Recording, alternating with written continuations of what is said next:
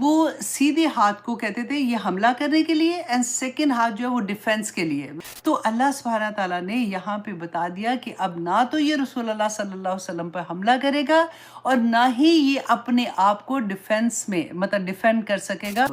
اچھا، لہب جو ہے، یہ میں نے آپ کو بتایا تھا نا کہ ابو لہب جو تھا اس کو خود ہی سے پسند تھا یہ جو نام اس نے رکھا ہوا تھا۔ ابو لہب جو تھا نا یہ بڑا بزدل آدمی تھا۔ تبت یدا ابی لہب وتب ہم دیکھ رہے تھے اور ہم نے تبت کو دیکھا تھا۔ مزے سے سنیے کہ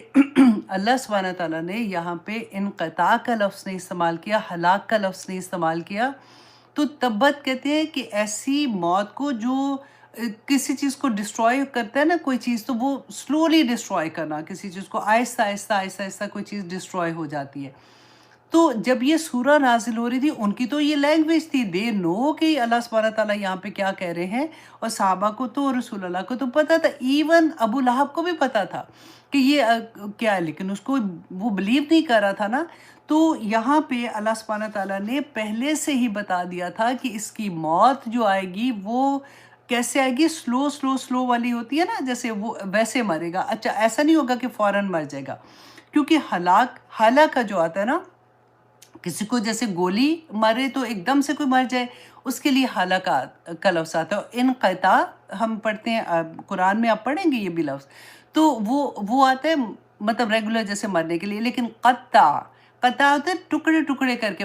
کسی کو مار دینا۔ تو یہاں پہ آپ دیکھیے کہ اللہ سبحانہ تعالیٰ نے اتنی خوبصورت اس کی پلیسمنٹ آپ دیکھیے گا، اور پھر آگے تبت یدا، دو ہاتھ، ٹھیک ہے۔ اب دو ہاتھ کو آپ یہاں پہ دیکھیے گا کہ ہاتھ جو ہے نا، ہاتھ عربی زبان میں ایک تو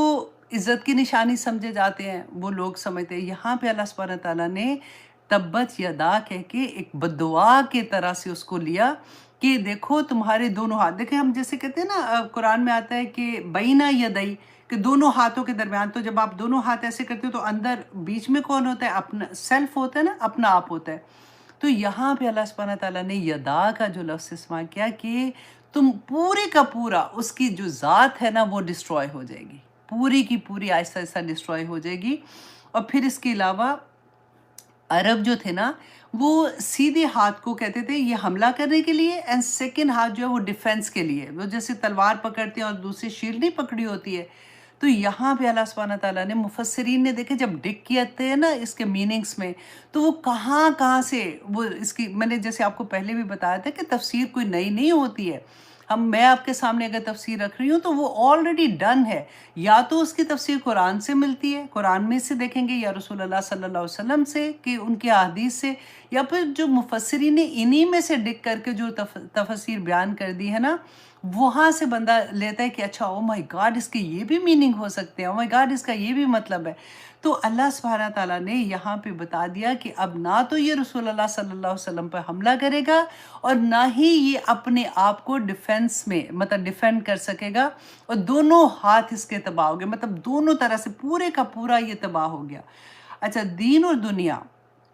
جو اس کے سب تباہ ہوئے تھے، تو اس کے بارے میں یہاں پہ آتا ہے کہ جیسے ابی کا لفظ آپ دیکھیں، تبت یدا ابی، اب قرآن پاک میں بہت جگہ پہ دیکھیں گے ابا، ابی، ابو کا لفظ آتا ہے، جیسے ابا اس کے لیے آتا ہے ابو بکر کے لیے نا، ابو بکر آتا ہے، ابا بکر آتا ہے، ابی بکر بھی آئے گا، تو ہم یوزلی کنفیوز ہو جاتے ہیں کہ اچھا یہ تو پہلے یہ ورڈ آیا تھا۔ یہ جو کنسٹرکشن ہوتی ہے نا سینٹنس کی، اس کے مطابق ہے کہ کہاں پہ زبر زیر پیش کی جو کنسٹرکشن ہوتی ہے نا، کہ کہاں پہ نصب ہے، کہاں پہ اس کو کون سی حالت اس کی لفظ کی بیان کی جاتی ہے۔ تو یہاں پہ ابی جو لفظ آتا ہے وہ اس لیے آتا ہے، تو اور جو ابی لہب، اچھا لہب جو ہے، یہ میں نے آپ کو بتایا تھا نا کہ ابو لہب جو تھا اس کو خود ہی سے پسند تھا یہ جو نام اس نے رکھا ہوا تھا، تو اللہ سبحانہ تعالیٰ نے اسی نام کو یہاں پہ استعمال کیا کہ وہ جو شعلہ، وہ کہتے تھے نا اتنا خوبصورت تھا کہ اس کی گالیں کہتے تھے جیسے شعلہ ہوتا ہے نا، آگ، سرخ رنگ کی آگ بڑی خوبصورتی کی نشانی ہوتی ہے نا، اور جتنی سرخ ہوتی ہے اتنی زیادہ وہ گرم بھی ہوتی ہے۔ تو اللہ سبحانہ تعالیٰ نے یہاں پہ کہا کہ وہ آگ جو دوزخ کی آگ ہے نا، اس کے ساتھ اس کی مشابہت کی کہ تبت یدا ابی لہب وتب۔ اچھا، پہلا اس میں دو مفسرین نے کہا کہ اس میں بددعا تھی، جو تبت یدا ابی لہب یہ بددعا تھی، وتب جو تھی نا یہ خبر ہے کہ اللہ سبحانہ تعالیٰ نے بتا دیا کہ اس کی موت کیسے آئے گی۔ اور اب یہ تھا کہ ابو لہب جو تھا نا، یہ بڑا بزدل آدمی تھا بیسیکلی، جیسے ابو جہل کے بارے میں آتا ہے نا، یہ وہ بہادر تھا، یہ بڑا بزدل تھا۔ جیسے ہی اس کو پتہ چلا، جب بدر کے لیے جانا تھا، جنگ کے لیے نکلنا تھا، تو اس نے کیا کیا کہ ابو جہل کا ایک بھائی تھا، اس کو انہوں نے کچھ پیسے دیے ہوئے تھے، تو اس کے پاس گیا، تو اس کو کہتے ہیں کہ دیکھو تم میری جگہ پہ تم جاؤ، جنگ کے لیے جاؤ، کیونکہ اس زمانے میں یہ ہوتا تھا نا کہ سارے جاتے تھے، سردار تھے جو، وہ تو آگے لیڈ کر رہے ہوتے تھے۔ تو اس نے اس کو جا کے کہا کہ میں تمہیں معاف کر دوں گا، تم بہادر ہو تو تم یوں کرو کہ تم میری جگہ پہ چلے جاؤ۔ اس نے کہا ٹھیک ہے، تو انہوں نے اس کے وہ پیسے معاف کر دیے، تو اس کو اپنی جگہ پہ بھیج دیا۔ اب کیا ہوا، جب بدر کی جنگ میں یہ خبر آئی نا کہ وہاں پہ 70 ان کے جو لوگ تھے وہ مارے گئے تھے، اور بڑے بڑے سردار مارے گئے تھے، اور 70 لوگوں کو وہ قیدی بنا کے لے کے گئے تھے۔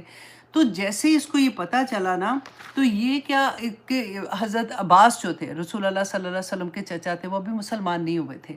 تو یہ بدر میں یہ قیدی بن کے آئے تھے۔ آپ کو یاد ہے عبداللہ بن ابی کا واقعہ، میں نے آپ کو بتایا تھا کہ انہوں نے قمیض جو رسول اللہ صلی اللہ علیہ وسلم سے مانگی تھی، کہ جب ان کی ڈیتھ ہوئی تھی تو ان کا بیٹا آیا تھا، تو اکثر وہ صحابہ کہتے تھے کہ مطلب اتنا بڑا یہ منافق تھا، تو پھر بھی رسول اللہ صلی اللہ علیہ وسلم نے، ان کا بیٹا بہت نیک بندہ تھا، تو اس کے کہنے پہ اپنی قمیض اتار کے دے دی تھی، تو انہوں نے کہا کہ یہ وہ میں پوری کر رہا ہوں جو، کیونکہ حضرت عباس لمبے خوبصورت تھے،